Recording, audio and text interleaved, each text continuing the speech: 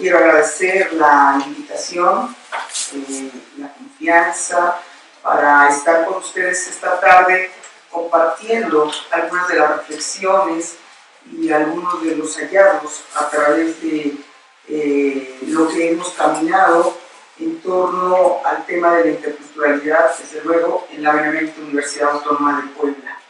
Puedo decirles que, bueno, el tema de la diversidad en este sentido cobra relevancia en la época actual, siendo la universidad justamente un espacio privilegiado para abordarlo, pero no solo desde el punto de vista teórico, sino también desde la implicación que tiene en la vida cotidiana de las y los estudiantes, de las y los profesores y en general de todos y cada uno de los que contribuimos cotidianamente en una población diversa, compuesta, como ya lo dije, por los distintos grupos migrantes que continuamente están asistiendo a esta ciudad.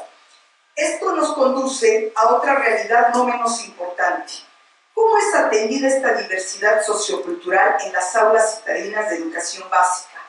Y más aún, en caso de llegar a la universidad o instituciones de educación superior, ¿cómo se manejan identitariamente y emocionalmente justo estos sujetos? ¿Cómo construyen y deconstruyen sus procesos de formación ciudadana, viendo que sus adscripciones étnicas y sus particularidades son en la mayoría de los casos materialmente desechadas o invisibilizadas ante los procesos de discriminación étnica, lingüística y cultural?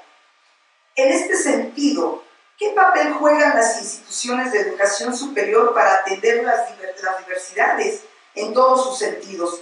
Y no nos referimos exclusivamente a las universidades que a nivel curricular y discursivo han sido creados para ello, sobre todo pensando en la población indígena, como son las universidades indígenas precisamente, las interculturales, la misma pedagógica, ¿no? Sino las universidades públicas situadas en este tipo de ciudades multiculturales, como sucede con la misma UAP. Si nos remitimos al anuario estadístico institucional, que además ya es muy viejo, es del 12 al 13, la universidad no ha vuelto a hacer otro censo. En ese entonces, la población indígena en educación superior reportada era de 16.448 estudiantes, es decir, el 31% de la población está catalogada como indígena. Es un porcentaje bastante significativo. De entrada podemos sostener que en la UAP no existe docencia ni intervención vinculada a la educación superior indígena. Sin embargo, ello no significa que no exista diversidad cultural. Vale entonces preguntarse, nosotros como docentes e investigadores, instalados desde nuestras trincheras, ¿cómo podemos contribuir en el nuevo rumbo que deseamos tome nuestra universidad frente a la diversidad? ¿Qué horizontes visualizamos en torno a quienes formamos? Nuestros estudiantes, nuestros resultados de investigación, ¿cómo impactan y contribuyen social y comunitariamente? ¿Cómo enfrentamos las tareas cotidianas que implican los diversos grupos sociales que conforman un país plurilingüe y multicultural? Sin duda que las preguntas pueden ser más, pero los retos consistirán precisamente en saber cómo resolverlos. Y aquí quiero hacer, cuando hablo de las cifras, una reflexión, porque estas cifras fueron vistas, conocidas, digamos, dado cuando existía el programa de atención para indígenas, ¿no? Para estudiantes indígenas, el famoso PAIES. Posteriormente, a partir de cómo vamos importando las nociones conceptuales, que las vamos poniendo en moda, de repente entró por ahí un conceptito de grupos vulnerables Y entonces en el mismo saco se metió todo lo que fuera diferente a lo que es lo convencional, digámoslo así, ¿no? Entonces se crea en la universidad una dirección para atención de grupos vulnerables, acompañamiento universitario me parece el día de hoy, pero en donde lo mismo pueden estar para esta atención, para, digamos, visibilizar estas diferencias. En ese grupo lo mismo se atiende madres solteras, casos de consumo de drogas, y ahí mismo metieron a la población indígena, ¿no? O sea, una cuestión de adscripción étnica tiene que ver con otro tipo de diversidades. Y entonces, bueno, esos son los grandes riesgos y los grandes peligros, y justamente parte de esas son las trampas que hoy también carga el modelito de la educación inclusiva o incluyente. Bien, pasamos a la siguiente. Otra realidad a la que no suele presentarse atención suficiente cuando se aborda lo que se caracteriza son los conflictos culturales en su multidimensionalidad. Estos conflictos ocurren no solo entre los grupos minoritarios y los preponderantes, también se presentan entre los miembros de un mismo grupo y en el interior de los individuos. Es claro que la noción de conflicto varía de un contexto a otro y que por ello amerita una caracterización más fina, sobre todo cuando se piensa en posibles formas de intervención pedagógica sin procesos que requieren aproximaciones diferenciadas. Esto implica entonces desafíos educativos, tanto, y hay que decirlo, para la educación básica como para la educación media y la educación superior. La mayoría de estos alumnos y alumnas ingresan al sistema público y son formados bajo un currículo nacional. Las cosmovisiones se hacen a un lado y por ende las múltiples competencias que han adquirido de generación en generación. Tampoco suelen reconocerse las historias de discriminación que permean a todos estos estudiantes. Sin embargo, los estudios que hemos venido realizando en la UAP, en distintas licenciaturas, evidencian en primera instancia algunos aspectos relevantes que la sociedad ha construido como imaginario social. Es un tema que nos atañe a todos los que integramos esta máxima casa de estudios, sobre todo para revisar los mecanismos de articulación social para con los pueblos y para con las poblaciones indígenas.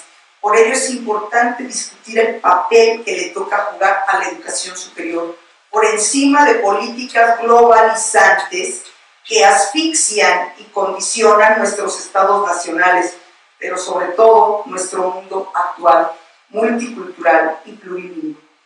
Asimismo, se ha identificado que las escuelas y prácticas escolares no consideran los saberes culturales que las y los estudiantes indígenas traen. Y recupero una cita en los trabajos que hemos hecho últimamente, Gabriela Sarri y su servidora: cuando eventualmente son reconocidos, únicamente se les ve como parte de un folclore que remite imágenes cosificadas de la diferencia étnica y cultural. Sabemos de antemano que la escuela mexicana así ha formado a muchas generaciones, transmitiendo solamente una cultura, la occidental, y una sola lengua, el español. Y bueno, hoy con todas estas pretensiones dentro de la reforma hay paso, ¿no?, a que el inglés sea la lengua a la cual hoy se tiene que acceder. Esta herencia colonial ha sido muy difícil de transformar. Prueba de ello es que sobre todo en licenciaturas en las que bien valdría aprovechar los intersaberes y los interaprendizajes tanto de los estudiantes como de los docentes de procedencia indígena, no se han piloteado todavía. Nos referimos, por ejemplo, a los programas académicos como Derecho, en donde bien podríamos trabajar el Derecho positivo versus al consuetudinario, las carreras de Medicina, Estomatología, Enfermería, donde, bueno, todo el valor de la medicina tradicional, ¿no?, frente a la medicina occidental, el tema de la biología, la misma lingüística, por citar algunas. Aquí bien valdría reparar en lo que la UNESCO considera en los objetivos del nuevo milenio, y lo voy a citar. La educación superior tiene la responsabilidad social de hacer avanzar nuestra comprensión de problemas polifacéticos con dimensiones sociales, económicas, científicas y culturales, así como nuestra capacidad de hacerles frente. por lo que debería centrarse aún más en los aspectos interdisciplinarios y promover el pensamiento crítico y la ciudadanía activa, contribuyendo así al desarrollo sostenible, la paz y el bienestar. Y bueno, los discursos ya sabemos, son aspiracionistas, como dice Gallé, muy angelicales y demás, porque las realidades a las que nos enfrentamos cotidianamente justamente muestran el reverso de la moneda.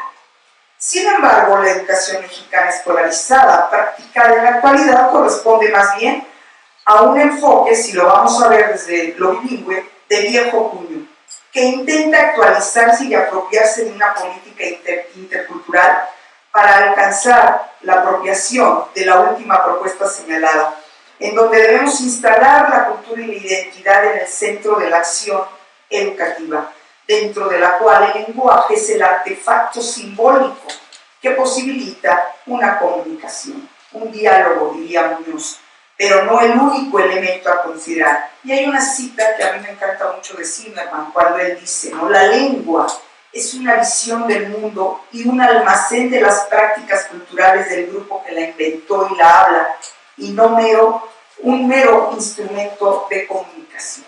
Entonces, no podemos entender realmente como unidades separadas el tema de la lengua, el tema de la cultura, en fin. En la política lingüística cultural universitaria, los intercambios de conocimientos con investigadores y comunidades científicas que manejan otras lenguas juegan un papel relevante en el enriquecimiento de las fuentes, así como en la ampliación y diversificación de los centros de discusión, tomando en consideración que las ciencias son territorios plurilingüísticos. Es conveniente abrir la posibilidad de emplear las lenguas pertinentes en función de las actividades académicas que estén en el centro del interés. La lengua requerida depende de la disciplina, de la materia, del tema a explorar, de los contextos de uso, posgrado, licenciatura, preparatoria, incluso hoy en la actualidad bajo todas estas presiones para publicar, ¿no? Las mismas revistas, las editoriales. Justamente es aquí donde la UAP tiene mucho que hacer por delante entre sus académicos y estudiantes, pero también con un compromiso social sustantivo entre las presentes y futuras generaciones de mexicanos y en particular de la sociedad poblana.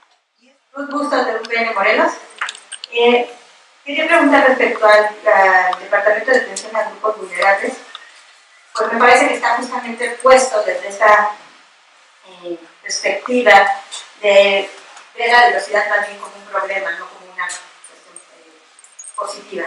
Entonces, ¿qué tanto ha atendido a la población indígena que seguramente está presente en las aulas de diferentes carreras de la universidad? Y por otro lado, bueno, conozco muy bien la trayectoria de Elizabeth, y quisiera que nos pudiera platicar un poco de la relación que están estableciendo ahora en la Facultad de Enfermería respecto a salud intercultural, ¿no? Que es un área que, bueno, nosotros estamos trabajando siempre sobre educación, pero que hay más allá. ¿Cómo podemos establecer esta relación entre salud y interculturalidad? No solamente el cambio cotidiano a las lenguas, el uso educativo. Gracias. Yo creo que podemos pasar unas 2 o 3 preguntas de manera simultánea. Se van a animar. Sí, no, y se van a animar. Gracias. Voy a agregar unas cositas. Bueno, Elizabeth, muchas gracias. Yo un poco siempre en estos seminarios voy sobre un tipo de pregunta que creo que tiene que ver con lo que en el fondo también el seminario quiere como visibilizar, desentrañar y también historizar. Depende del tipo de institución, ¿verdad? Tú trabajas en algunos programas de la UAP, trabajas en corpus académicos y bueno, estás frente al grupo también, ¿no? Como docente. Y así, en esta reflexión que hacemos los maestros, los profesores, que nos toca trabajar con grupos con diversidad de diferente tipo, bueno, específicamente cuando trabajamos con pueblos indígenas, con jóvenes, con diferentes formas de pertenecer a los pueblos, con diferentes formas de vincularse con sus lenguas, con sus comunidades. ¿Qué crees tú ahí que es como de los ejercicios que habría que hacer entre los profesores, como esto de indisciplinar las disciplinas, esto que se viene planteando un poco en la discusión de colonial, ¿no? Indisciplinar las ciencias sociales?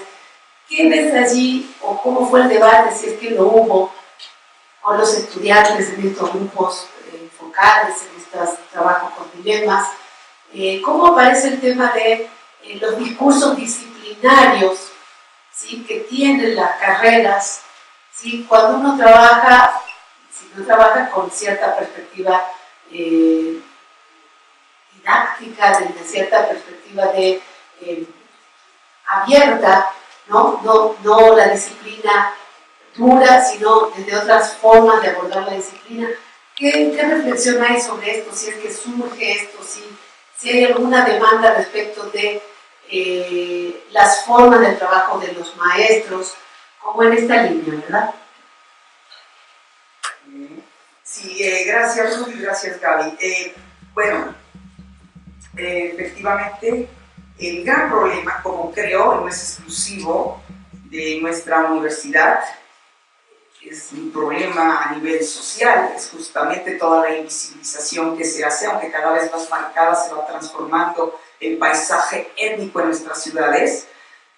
Cada vez también nosotros, como dice Bertelio, urbanitas, citadinos,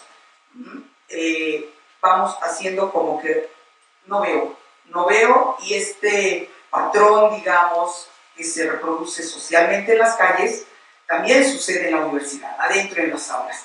Nadie piensa en que asisten, pues no solamente estudiantes indígenas, los mismos docentes, cantidad de docentes, pero que jamás se toca el tema de lo indígena dentro, por lo menos, de la propia universidad. Ese programa de país que yo mencionaba hace años existía porque, bueno, había que implementarse, pero realmente pocos lo conocían. Y cuando algunos de los estudiantes llegaban para pedir el apoyo de la beca, les preguntaban, la primera pregunta es el lugar de nacimiento. Entonces, perfecto, palomeado. La segunda pregunta es, ¿hablas una lengua indígena?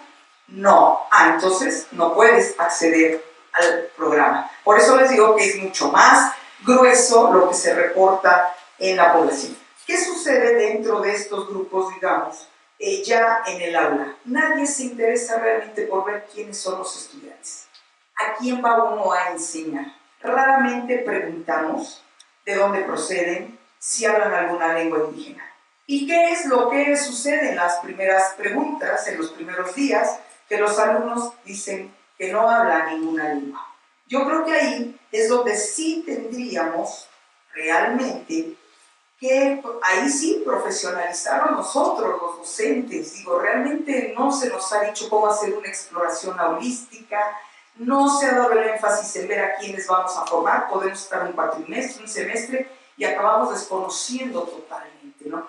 Cuando vamos a la mitad, por ejemplo, en mi caso ya del grupo, resulta que tengo alumnos mazatecos, tengo alumnos zapotecos, tengo alumnos nahuas, y claro, siempre han estado callados al margen.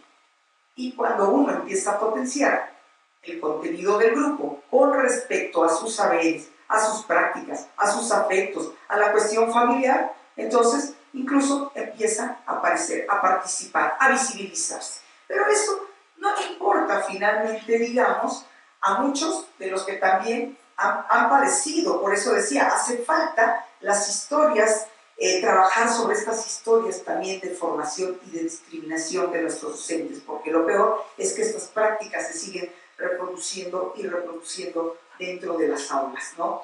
¿Qué otra situación tenemos ahí? Y decía Ruth, y en esto voy un poco también con lo que planteaba Gaby, ¿no? ¿Cómo pensar este tema de lo intercultural, que siempre lo enfocamos hacia educación? Y efectivamente, un área fundamental como sociedad tiene que ver con el tema de la salud, y el paradigma intercultural también en su política justamente dice que todos los pueblos indígenas tienen derecho a ser atendidos en el tipo de sistema que elijan. Es decir, hay una diversidad de sistemas en cuanto a salud. Pero ¿qué es lo que hemos visto? Yo he aprendido mucho de mis estudiantes de enfermería que me han enseñado bastante y que ahorita también están enlazados y conectados y los saludamos desde acá. ¿Qué es lo que me explican, no? Pues realmente dentro desde la formación misma que se les va dando, no se puede ejercer la práctica del reconocimiento a otro tipo de sistema dentro de los hospitales. Y por más que Puebla, que fue pionera como estado con los hospitales integrales, al final la partera o se le obligó a certificarse cada sábado, tener que pasar por todos estos marcos y estas normas en exigencia occidental, o simplemente está al lado ignorada. ¿Por qué? Porque el que sigue comandando, aunque el paciente le esté pidiendo a la paciente ser atendida por la partera y no el médico, va a la aplicación directa por el médico. El tema de cuando llegan a los hospitales para dar a luz con el listón, lo primero que se hace es la transgresión de cortarle el listón, si es cuestión con el cabello, el vello púbico, en fin, ¿no? Ciertas situaciones que indiscutiblemente, así como vemos en el aula que a veces es el maestro, digo ahí por ahí un articulito, ¿no? El maestro como enemigo, pareciera que los agentes de salud también, evidentemente, en vez de estrechar las relaciones médico-paciente, enfermera-paciente, pues son como enemigos. Y por otro lado hay una gran preocupación, no saben trabajar de manera grupal, en equipo, de manera interdisciplinaria, separadísima, estomatología, medicina, enfermería, psicología de la salud clínica, psicología social misma. No podemos hacer, por más que nos hablan de interdisciplinariedad, no hemos aprendido a hacer estos cruces. Y entonces en esto que decías con respecto a los dilemas, que tanto nos vamos en la reflexión de ellos mismos, de cómo van viéndose posibilidades para irse anclando dentro de ciertos conocimientos interdisciplinarios, dentro del diálogo también entre sus pares por otras áreas académicas, está totalmente fracturado, fragmentado. Dos ejemplos puedo ponérselos rápidamente, por lo menos de lo que está sucediendo donde yo participo. Uno tiene que ver con la Facultad de Filosofía y Letras, 5 colegios, donde bien podrían, desde un tronco común, empezar a asistir a materias que no están para nada peleadas, es antropología, lingüística, al contrario, se complementarían. No se puede hacer eso, no pueden tomar una materia si no es exclusivamente las que están asignadas en su colegio, aun cuando son de su misma facultad. Y si nos vamos a posgrado, que es donde estoy yo, en el instituto hay 5 posgrados, ciencias del lenguaje, antropología, sociología, historia y estudios socioterritoriales. No pueden tampoco, muy difícilmente, participar incluso en los comités. Hablamos por un lado, y estas son las paradojas a las que nos ha llevado hoy este tema de la también internacionalización. Es muy urgente que nos comente un especialista externo, si es del extranjero mejor. Es muy urgente que nuestros estudiantes hagan movilidad a Europa sobre todo, o al norte, no a Estados Unidos, Canadá, porque nos dan muchos puntos cuando evalúan a las instituciones. Pero es tan pobre, tan contradictorio, tan paradójico, que un profesor atravesando la banqueta que está en sociología no pueda comentar a mi estudiante de antropología porque se vuelven guetos, se vuelven estas situaciones y estas cárceles. Entonces, ¿cuándo es que vamos a entrar realmente a derribar estos muros? Yo les digo a mis colegas en las ciencias sociales, pelean, se enojan, se manifiestan por el muro de Trump y estamos replicando desde hace décadas en nuestro ejercicio con la práctica educativa y formativa y la investigación los mismos muros. Simplemente atravesar la banqueta no se puede. Y bueno, ahí es donde estamos, ¿no? A base de riñones, a base de estas investigaciones y desde donde estamos trabajando y tratar de mover, aprovechando los foros, los espacios, las clases y entonces ir un poquito moviendo, diríamos, desde abajo, a pesar de las camisas de fuerza que nos pone la propia universidad. Y creo que no es exclusivo privativo de la propia UAP.